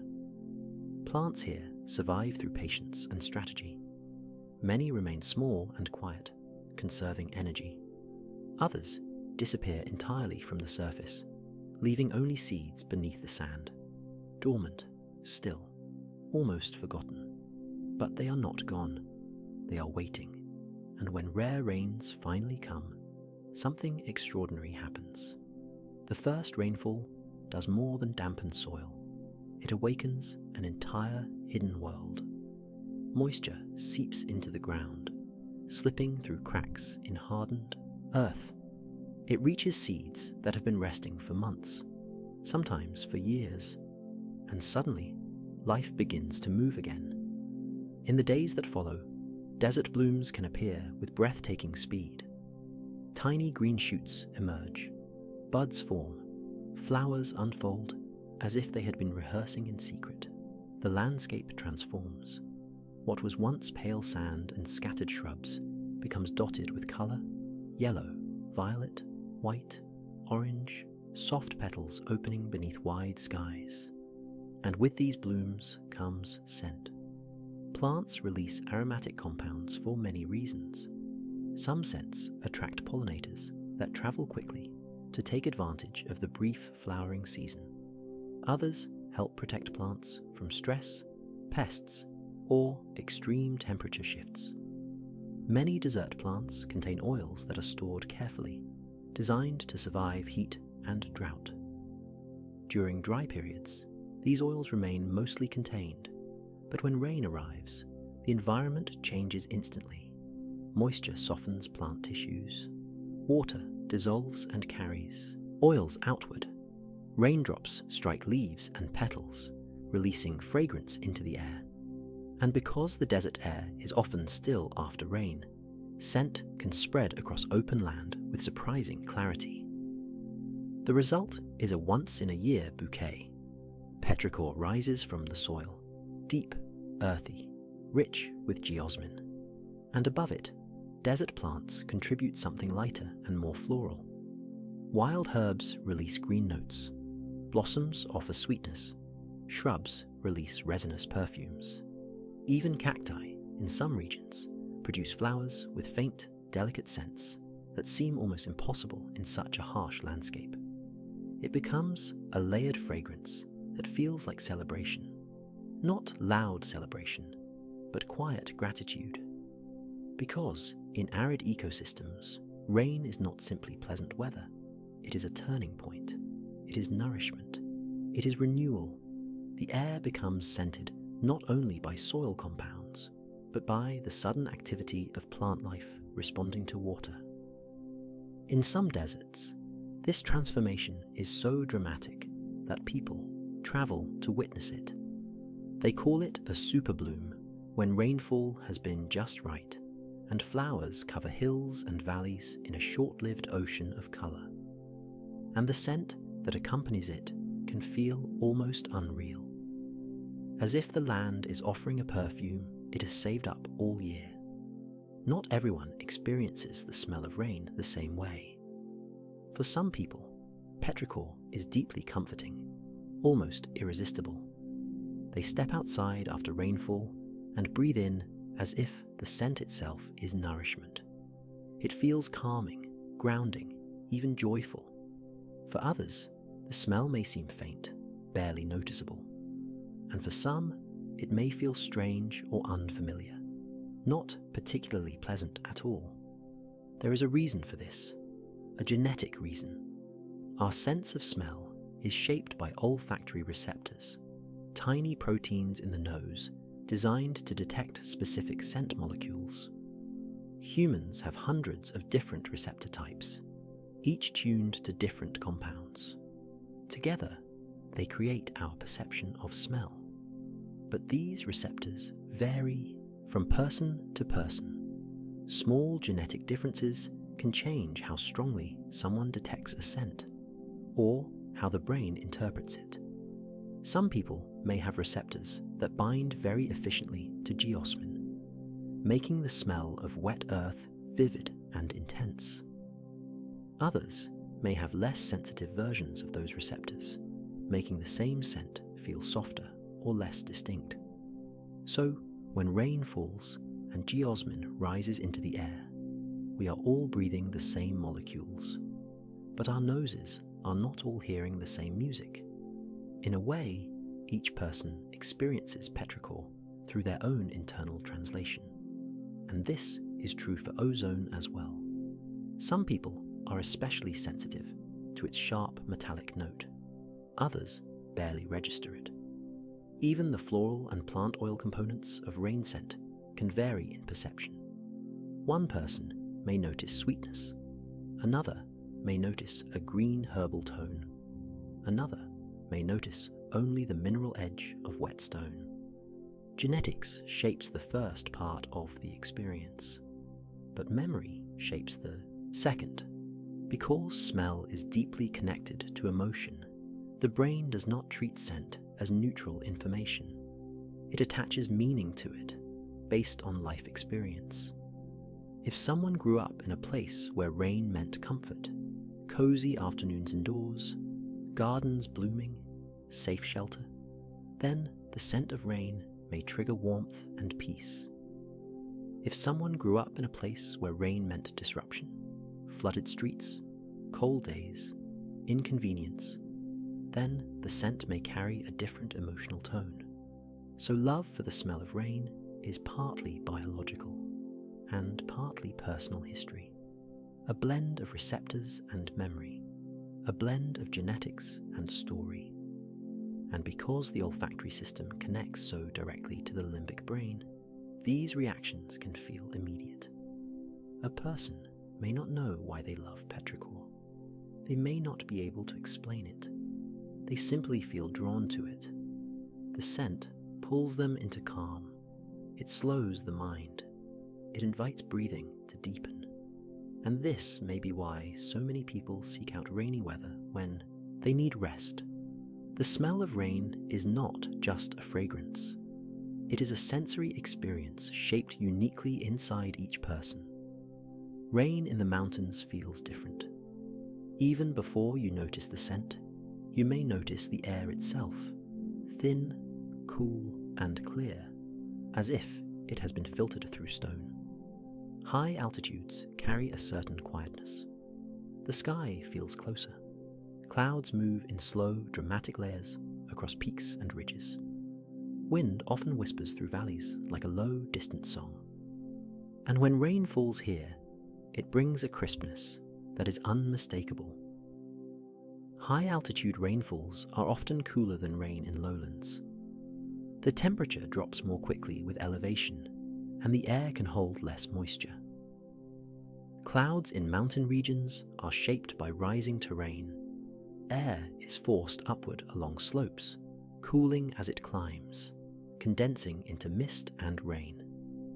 This is called orographic lifting, but tonight we can simply imagine it as the mountains gently pulling the clouds toward them, drawing moisture from the sky in a slow, steady way. When rain begins, it touches rock, pine needles, moss, and cold earth. The scent that rises is mineral-rich, clean, and sharply refreshing. There is often less of the warm sweetness found in summer rain. Instead, mountain rain smells like stone and stream water. Granite, shale, and other exposed rocks release subtle mineral notes when wet. Cold rain on stone produces a fragrance that feels almost crystalline, sharp but soothing, like breathing in cool air after a long day. And then there is pine. Mountain forests are often filled with evergreens, fir, spruce, cedar, pine, trees that hold aromatic resins in their needles and bark. When rain dampens these surfaces, the resins release a clean forest scent. It can feel sharp and green, with hints of citrus or spice depending on the species. The scent is invigorating, but not harsh. It feels like clarity, like a deep breath taken beside a quiet trail. Rain also awakens the smell of cold soil, often rich with decaying needles and moss. In mountain environments, decomposition can be slower because of lower temperatures, meaning the forest floor carries its own distinct character: damp, earthy, and faintly sweet. Geosmin is present here too, produced by soil microbes, working quietly beneath the surface. But in cooler climates, the geosmin note can feel more restrained, blending gently with the sharper mineral air. And because mountain rain often falls into landscapes shaped by streams, cliffs, and valleys, the scent can carry the faint presence of moving water, cold runoff slipping over stone, melting snow feeding rivers, moisture seeping into roots. Everything feels connected. Rain falls from cloud. Cloud clings to peak. Water runs downward. Soil drinks. Trees breathe. And the air holds it all in a clean, crisp perfume. When rain hits fresh water, it releases its own scent. It is not the deep earthy perfume of petrichor, because soil is not the main surface being disturbed. It is not the mineral scent of whetstone, though stone may be nearby. Instead, the aroma that rises from rain striking a lake or river is cool, aquatic, and strangely clean, almost transparent, like glassy reflections. Fresh water has its own subtle fragrance even before rain begins. Lakes and rivers hold organic material, tiny algae, plant fragments, microorganisms, and dissolved minerals. Most of the time, these scents are gentle, barely noticeable, unless you are very close to the water's surface. But rain changes everything. When droplets strike water, they create ripples. Each impact forms a small crater, then rebounds, sending tiny splashes upward. Just as raindrops create aerosols when they strike soil, they can create aerosols when they strike water. Microscopic droplets rise into the air, carrying trace compounds from the water surface. These compounds may include minerals, organic molecules, and the faint scent of aquatic life. The result is an aroma that feels clean but alive. Not sterile, not empty, just fresh. If you have ever stood beside a lake as rain begins, you may remember the way the air suddenly seems cooler. The surface darkens as ripples spread. The horizon blurs slightly as rainfall thickens. And then the scent rises. It can feel like the smell of cold water itself. Clear, slightly sweet, faintly green. Sometimes it carries a hint of wet reeds, water plants, or mossy shorelines. In rivers, the scent can be even more dynamic. flowing water carries sediment. It moves over stones, under fallen branches, past muddy banks. Rain striking a river not only releases surface aerosols, but also intensifies the smell of moving water, fresh, mineral, and full of motion. There is something soothing about this fragrance, perhaps because water scent is associated with openness and space. Lakes and rivers reflect the sky. They hold light. They create stillness even when the world is busy. Rain amplifies that stillness. The sound of droplets striking water is soft and hypnotic, thousands of tiny taps across a wide surface. The ripples overlap and blend, creating a texture that looks like moving silk. And the scent that rises feels like part of that texture, cool and aquatic, clean and transparent. The smell of rain over water is also influenced by what surrounds the lake or river. If there are pine forests nearby, resinous notes drift into the air. If there are wildflowers along the banks, faint floral hints may join the fragrance. If the shore is rocky, mineral notes may blend in. In forests, rain does not simply fall, it settles. It filters downward through layers of living texture, touching leaves first, then branches, then bark, then moss, then the quiet undergrowth below. A woodland is not a single surface. It is a world of overlapping surfaces, each one absorbing moisture in its own way. When the first rain arrives, it lands on the canopy like a soft tapping.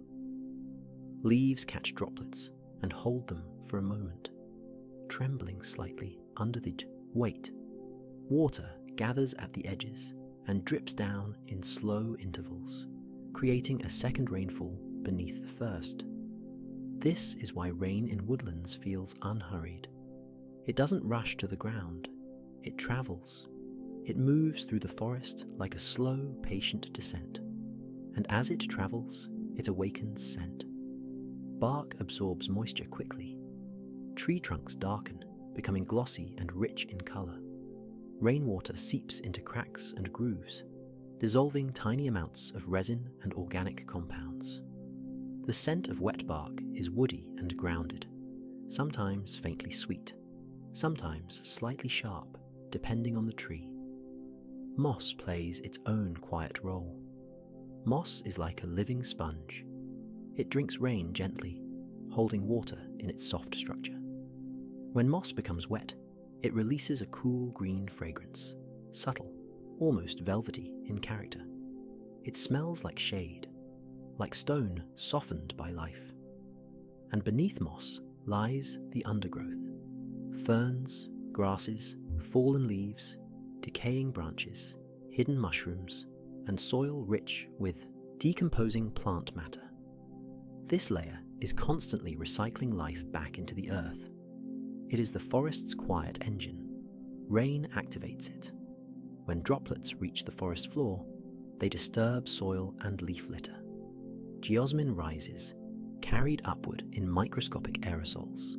Plant oils dissolve and drift into the air. Fungal compounds add a damp, organic undertone. The result is a scent that is deep and layered. Not bright like summer rain on pavement, not sharp like ozone after lightning, but damp, earthy, and green. Aroma that feels like breathing in the heart of the forest itself. And because woodlands often have less wind than open fields, the scent lingers. Trees act as natural walls, slowing airflow. Humidity remains trapped beneath the canopy, holding fragrance close. The air becomes thick with moisture, allowing scent molecules to hover gently rather than dispersing. In a woodland after rain, the atmosphere feels like it has weight. Not heavy in an uncomfortable way, but full, saturated, like the forest has become a living perfume. You may notice the smell of wet leaves most strongly. Leaves, especially when they begin to decay, contain compounds that release a sweet, earthy aroma when damp. It is the scent of autumn soil, even in summer. The scent of organic life returning to earth. There is also the smell of wet wood, fallen logs, and branches absorbing moisture.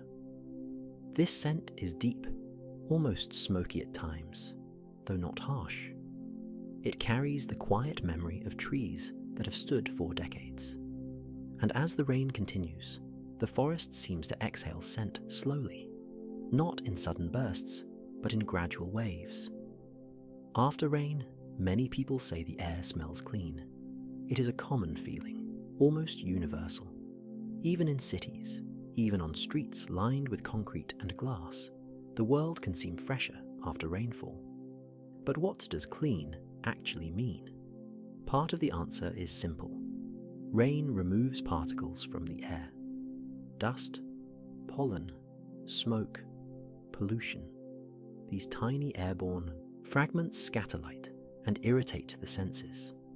As rain falls, droplets capture them and pull them downward. The atmosphere becomes clearer, less hazy, and easier to breathe. This process is gentle, but effective. It is as if the sky has been rinsed, and when the air is physically cleaner, our senses notice. But there may be another factor too. Negative ions. Negative ions are molecules in the air that carry an extra electron. They are often produced in nature when water moves, through crashing waves, waterfalls, flowing rivers, and rainfall. When rain falls, especially when droplets collide and break apart, it can create these charged particles. Lightning can also contribute to changes in atmospheric ions. After a storm, the concentration of negative ions may increase, and many people report that environments rich in negative ions feel refreshing. The sensation is often described as crispness, clarity, or a kind of freshness that feels almost electric. Scientifically, researchers have studied whether negative ions affect mood and relaxation. The results are still being explored, but some studies suggest that negative ions may influence serotonin levels and help reduce feelings of stress for certain individuals. Even if the effect is subtle, it may contribute to the emotional atmosphere after rain, because clean air is not only about chemistry, it is also about perception. After rain, humidity rises and dust settles. The air becomes softer against the skin. Breathing may feel easier. The scent of petrichor rises, grounding the senses with geosmin's earthy calm. Ozone may add a crisp note. Light becomes diffused, gentle, less harsh. Rain falls everywhere on Earth, from mist drifting over highlands, to monsoon showers sweeping across tropical plains, to soft drizzles settling into coastal towns. The physics of rainfall is universal. Water vapor condenses. Droplets form. Gravity guides them downward. But the scent that rises afterward is never exactly the same, because rain is universal and smell is local. In Australia, after rain falls on dry bushland, the air can fill with the sharp, clean fragrance of eucalyptus. Eucalyptus trees contain aromatic oils in their leaves, oils that protect them from heat and herbivores. When rain strikes those leaves, it releases these compounds into the air. The result is a bright, medicinal freshness layered over earthy petrichor. It smells like sun-warmed leaves, rinsed clean. In Ireland, where landscapes are often lush and peat-rich, rainfall awakens a different aroma. Peat, formed from partially decayed plant matter in boggy environments, has a deep, loamy scent. When rain dampens peat soil, it releases a rich, almost smoky earthiness. The air feels dense and grounded, wrapped in the fragrance of moss and damp grass. In Mediterranean regions, rain can stir the scent of thyme, rosemary, and sage. These herbs grow wild on hillsides, storing essential oils in their leaves. A sudden shower releases those oils, and the air becomes aromatic, green, herbal, faintly sweet. In tropical rainforests, the scent is lush and layered. Wet leaves, orchids, ripe fruit, and thick soil blend into a fragrance that feels abundant. Humidity holds every note in place, creating an atmosphere that feels alive and almost tangible. In desert regions, the smell is sharp and intense. After long droughts, the first rainfall releases concentrated geosmin and plant oils stored in dry soil. The fragrance rises quickly and powerfully, a wave of earth after silence. In coastal towns, rain mingles with salt air. When droplets strike sand and sea spray, they lift a marine scent, briny, mineral, faintly metallic.